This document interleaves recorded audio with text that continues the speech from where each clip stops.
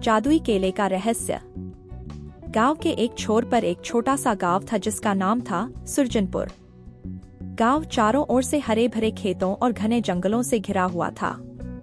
वहां के लोग सीधे सादे और मेहनती थे, लेकिन एक बात थी जो उस गांव को खास बनाती थी। वहां के लोग केले के पेड़ों की बड़ी देखभाल करते थे। कोई भी वहां के केले को हानि नहीं पहुंचाता था, क्योंकि उन केलों के बारे में एक पुरानी किंवदंती थी जो पीढ़ियों से चली आ रही थी। कहते हैं कि जब भी गांव में कोई संकट आता, केले का एक पेड़ अचानक चमक उठता और उसका फल अद्वितीय शक्तियों से भर जाता था। लेकिन इन केलों को कोई साधारण व्यक्ति नहीं खा सकता था। इन केलों को केवल वही व्यक्ति छू सकता था जिसका दिल साफ हो और जिसने कभी किसी को नुकसान न पहुंचाया हो। गांव के बाहर एक घना जंगल था और उस जंगल के बीचों बीच था एक पुराना और विशाल केला का पेड़। उस पेड़ के बारे में कहा जाता था कि वह कोई साधारण पेड़ नहीं था। लोग कहते थे कि यह पेड़ हर 100 साल में एक बार जादुई केले उत्पन्न करता है।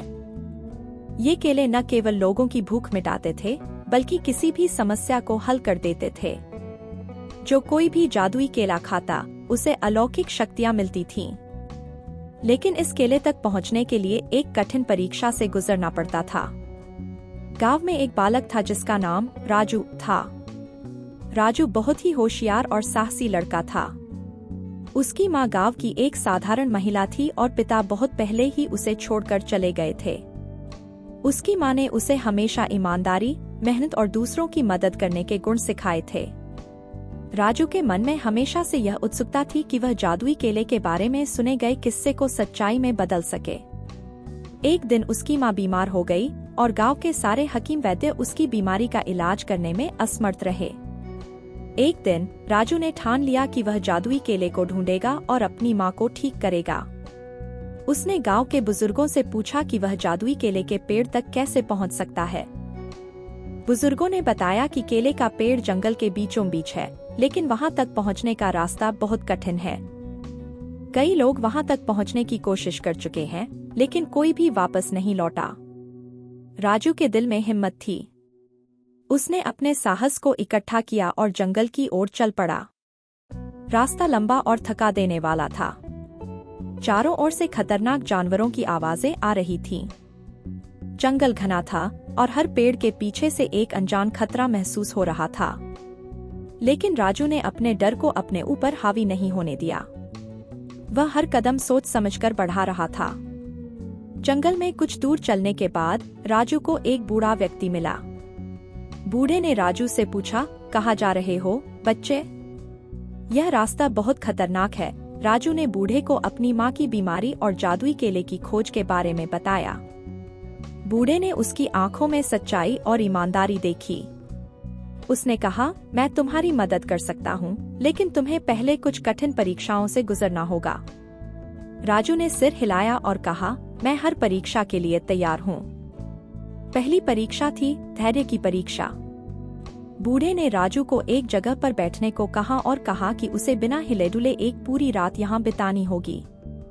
अगर वह थोड़ी सी भी हरकत करता तो परीक्षा विफल हो जाती। रात गहरी होती गई, ठंडी हवाएं चलने लगीं और जानवरों की डरावनी आवाजें सुनाई देने लगीं। लेकिन राजू ने अपनी जगह नहीं छोड़ी। उसने अपनी माँ के बारे में सोचा और अपनी आंखें बंद कर लीं। अगली सुबह बूढ़े ने उसे देखा और मुस्कुराते हुए कहा, तुमने पहली परीक्षा पास कर ली। अब दूसरी परीक्षा की बारी है। दूसरी परीक्षा थी त्याग की परीक्षा।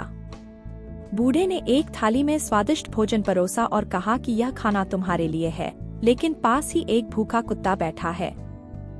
अगर तुम चाहो तो उसे अपना खाना दे सकते हो। राजू ने बिना किसी हिचकिचाहट के वह खाना कुत्ते को दे दिया। बूढ़े ने फिर मुस्कुराते हुए कहा, तुमने दूसरी परीक्षा भी पास कर ली। अब अंतिम परीक्षा बची है। तीसरी और अंतिम परीक्षा थी सच्चाई की परीक्षा। बूढ़े ने राजू से पूछा, अगर तुम्हें जादुई केला मिल जाए तो क्या तुम उसका उपयोग केवल अपनी माँ के लिए करोगे या गांव के बाकी लोगों के लिए भी? राजू ने तुरंत उत्तर दिया, अगर मेरी माँ ठीक हो जाती है तो मैं जादुई केले का उपयोग गांव के सभी जरूरतमंद लोगों की भलाई के लिए करूंगा। बूढ़े ने उसे ध्यान से देखा और फिर उसकी आंखों में चमक आई। उसने राजू को जंगल के बीच में स्थित जादुई केले के पेड़ का रास्ता दिखाया। राजू उत्साह से पेड़ की ओर बढ़ा। जब वह पेड़ के पास पहुंचा तो उसने देखा कि पेड़ पर एक बड़ा और चमकदार केला लटका हुआ था। राजू ने धीरे से उस केले को तोड़ा और उसे छूते ही उसकी चमक और भी तेज हो गई। राजू के हाथों में अब वह जादुई केला था जिसकी शक्ति के किस्से उसने बचपन से सुने थे। उसने केले को संभालते हुए अपनी माँ के बारे में सोचा और तुरंत घर लौटने का मन बनाया। घर लौटते समय रास्ते में उसे कई लोग मिले जो भूखे और बीमार थे। राजू ने सोचा, क्या मैं इन लोगों की मदद पहले करूं या अपनी माँ के पास जल्दी पहुंचूं? उसकी अंतरात्मा ने कहा, जादू का असली उद्देश्य तब पूरा होता है जब उसका उपयोग दूसरों की भलाई के लिए किया जाए। राजू ने केले का छोटा सा टुकड़ा तोड़ा और एक बीमार आदमी को दिया। जैसे ही आदमी ने उसे खाया, उसकी बीमारी तुरंत ठीक हो गई। यह देखकर राजू का विश्वास और भी बढ़ गया। उसने गांव के अन्य बीमार और भूखे लोगों को भी केले के छोटे छोटे टुकड़े बांटने शुरू किए। जिस किसी ने भी उस जादुई केले का एक कौर खाया, वह न केवल शारीरिक रूप से ठीक हो गया बल्कि उसका मन भी शुद्ध और शांत हो गया। जब राजू अपने गांव पहुंचा तो उसने अपनी माँ को केले का आखिरी टुकड़ा दिया। उसकी माँ, जो बिस्तर पर पड़ी हुई थी और जिनकी हालत दिनों दिन बिगड़ती जा रही थी, जैसे ही केले का टुकड़ा खाया, उसकी आंखों में चमक आ गई और वह तुरंत स्वस्थ हो गई। उसकी माँ ने राजू को गले लगाते हुए कहा, तूने अपना वादा पूरा किया बेटा, तूने न सिर्फ मेरी बल्कि पूरे गांव की मदद की। राजू की माँ ठीक हो चुकी थी और गांव में हर ओर खुशियां फैल गईं। लोग राजू की तारीफ करने लगे। वह अब सिर्फ एक साधारण लड़का नहीं रहा बल्कि गांव का नायक बन चुका था।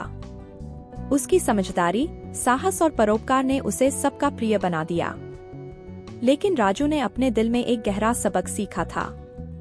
उसने जाना कि असली जादू किसी फल में नहीं बल्कि मनुष्य की निस्वार्थ भावना और दूसरों की सेवा में छिपा होता है। वह जादुई केला जो उसने पाया था, दरअसल उस पर राजू के दिल की सच्चाई और निस्वार्थता की परख थी। राजू ने गांव के सभी लोगों को इकट्ठा किया और कहा, यह केला कोई साधारण फल नहीं था, लेकिन असली जादू हम सब के दिलों में है। अगर हम सब मिलकर एक दूसरे की मदद करें तो हमें किसी जादुई केले की जरूरत नहीं पड़ेगी। गांव के लोग उसकी बात समझ गए। सुरजनपुर का हर व्यक्ति अब पहले से भी ज्यादा एक दूसरे की मदद करने लगा। जादुई केले की कहानी गांव के बच्चों और बुजुर्गों के बीच हमेशा के लिए अमर हो गई, लेकिन असली जादू था लोगों के बीच का प्रेम, सेवा और विश्वास।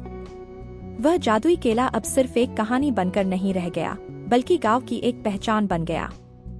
सुरजनपुर के लोग अब किसी भी संकट में घबराते नहीं थे, क्योंकि उन्हें पता था कि उनके पास सबसे बड़ी ताकत है, उनके दिलों की अच्छाई और आपसी सहयोग। राजू का साहस और उसकी सेवा भावना सुरजनपुर को एक नया मार्ग दिखा गई। वह गांव जो कभी सिर्फ अपने केले के पेड़ों के लिए जाना जाता था, अब अपने लोगों की एकता और परोपकारिता के लिए प्रसिद्ध हो गया।